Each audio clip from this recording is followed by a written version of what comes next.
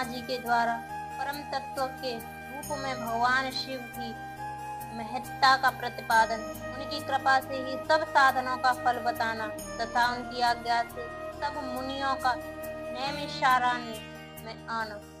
ब्रह्मा जी कहते हैं, मुनियों, जिन्हें न पाकर मन सहित वाणी लौट आती है, जिनके आनंद में स्वरूप का अनुभव करने वाला पुरुष कभी किसी से नहीं डरता, जिनसे संपूर्ण भूतों और इंद्रियों के साथ ब्रह्म विष्णु और रुद्र इंद्र पूर्वक यह समस्त जगत पहले प्रकट होता है, कारणों के भी श्रेष्ठता और विचारक परम कारण है, जिनके सिवा और किसी से कभी भी जगत की उत्पत्ति नहीं होती, संपूर्ण ऐश्वर्य से संपन्न होने के कारण जो स्वयं ही सर्वेश्वर नाम धारण करते हैं, तब मुमुक्षों जिन शंभु अपने हृदय आकाश के भीतर ध्यान करते हैं, जिन्होंने सबसे पहले मुझे ही अपने पुत्र के रूप में उत्पन्न किया और मुझे ही संपूर्ण वेदों का ज्ञान दिया, जिनके कृपा प्रसाद से मैंने यह प्रजापति का पद प्राप्त किया है, जो ईश्वर अकेले ही वृक्ष के भांति निश्चल भाव से प्रकाशमान आकाश में विराजमान है,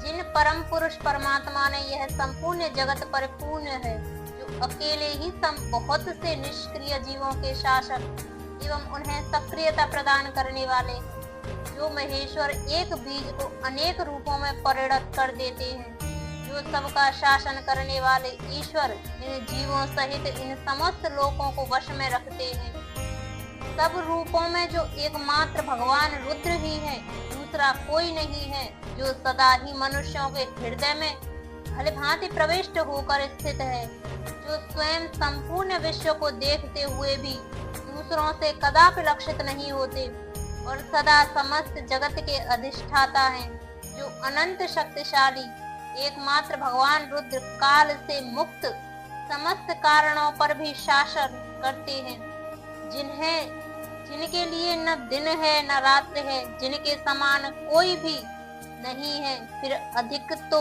हो ही नहीं सकता है, जिनकी ज्ञान बल और क्रिया रूपा पराशक्ति स्वाभाविक एवं नित्य है, जो इस शर विशास विनाशशील अव्यक्त प्रकृति पर तथा अमृत स्वरूप अक्षर अविनाशी जीवात्मा पर शासन करते हैं, उनका निरंतर ध्यान करने से, मन को उनमें लगाए रहने से तथा उन्हीं के तत्व की भावना करते हुए उनमें तन में रहने से जीव अंत में उन्हीं को प्राप्त हो जाता है। फिर तो सारी माया अपने आप दूर हो जाती है, उनके पास न तो बिजली प्रकाश करती है और न सूर्य और चंद्रमा ही अपनी प्रभा फैलाती है, अपितु उन्हीं के प्रकाश से यह संपूर्ण जगत प्रकाशित होता है। ऐसा सनातन श्रुति का कथन है। एकमात्र महादेव महेश्वर को ही अपना आराध्य देव जानना चाहिए, उनसे श्रेष्ठ दूसरा कोई पद उपलब्ध नहीं होता। ये स्वयं ही सबके आदि हैं, किंतु इनका न आदि है न अंत। ये स्वभाव से ही निर्मल, स्वतंत्र, परिपूर्ण, स्वेच्छाधीन तथा चराचर रूप है। इनका शरीर अप्राकृतिक दिव्य है। ये श्रीमान महेश्वर लक्ष्य और लक्षण से रहित हैं। ये नित्य मुक्त होकर सबको बंधन से मुक्त करने वाले हैं। काल की सीमा से परे रहकर काल को प्रेरित करने वाले हैं। ये सबके ऊपर निवास करते हैं, स्वयं ही सबके आवास स्थान हैं, सर्वज्ञ हैं तथा 6 प्रकार के अथवा मार्ग से युक्त इस संपूर्ण जगत के पालक हैं। उत्तरोत्तर उत्कृष्ट भूतों से वे परम उत्कृष्ट हैं, उनसे बढ़कर दूसरा कोई नहीं है। अनंत आनंद शिरोमणि मकरंद का पान करने वाले मधुव्रत भ्रमर हैं। अखंड ब्राह्मणों को मसल कर मृतपिंड के समान कर देने की कला में पंडित हैं। उदारता, वीरता, गंभीरता और मधुरता के महासागर हैं। इनके समान भी कोई वस्तु नहीं है, फिर इनसे बढ़कर तो हो ही कैसे सकती है।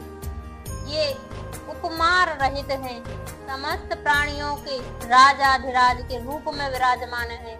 ये ही सृष्टि के प्रारंभ में अपने अद्भुत क्रियाकलाप द्वारा इस संपूर्ण जगत की सृष्टि करते हैं और अंत काल में फिर ये ही इन्हीं में लीन हो जाएगा। सब प्राणी इन्हीं के वश में हैं। ये ही सबको विभिन्न कार्यों में नियुक्त करने वाले हैं। पराभक्ति से ही इनका दर्शन होता है, अन्य किसी प्रकार से कभी नहीं। व्रत, संपूर्ण दान, तपस्या और नियम, इन सब साधनों को पूर्व काल में सत्पुरुषों ने भाव शुद्ध तथा अनुराग की उत्पत्ति के लिए ही बताया है, इसमें संशय नहीं है।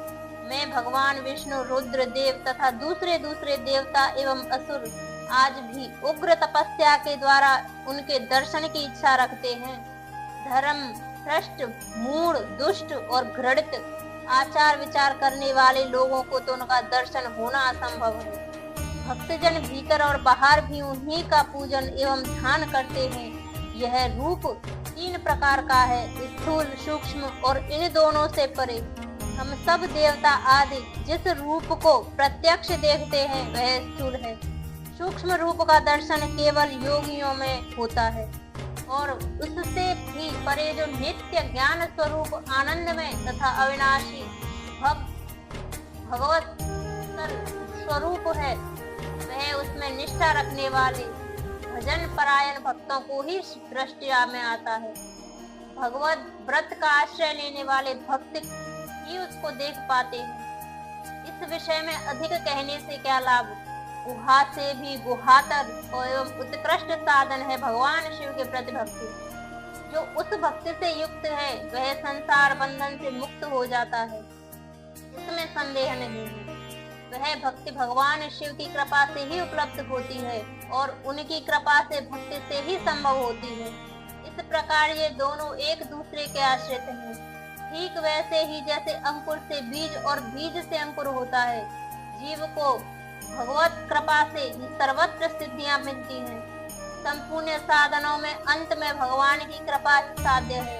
अंत कारण की शुद्धि या प्रसाद का साधन ही धर्म और उस धर्म के स्वरूप का प्रतिपादन वेद ने किया है।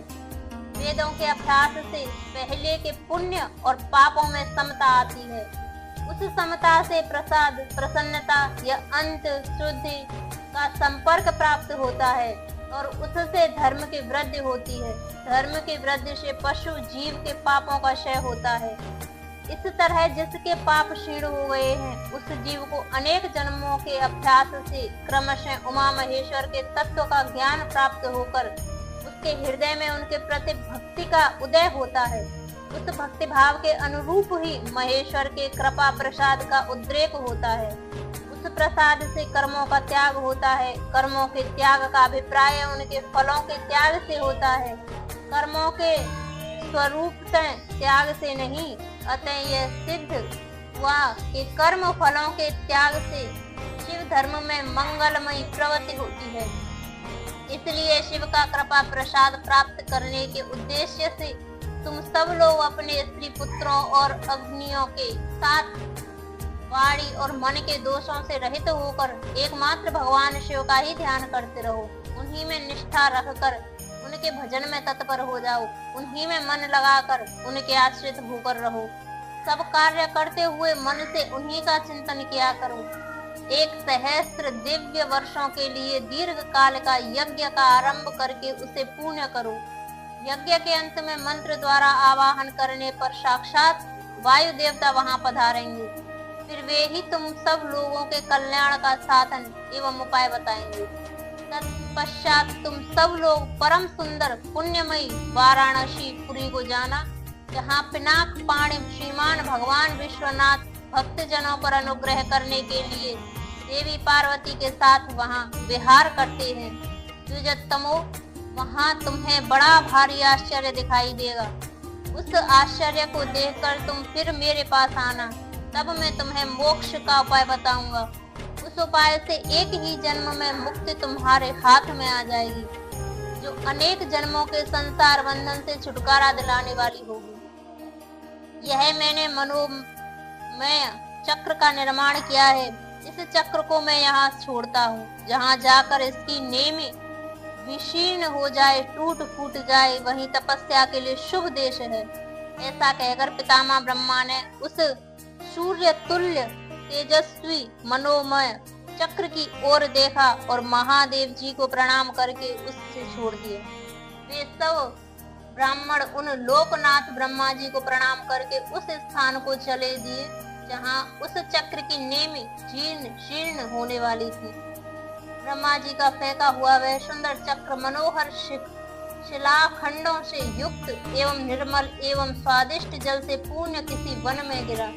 उस चक्र की नेम के शीर्ण होने से वह मुनि पूजित वन नैमिष नाम से विख्यात हुआ।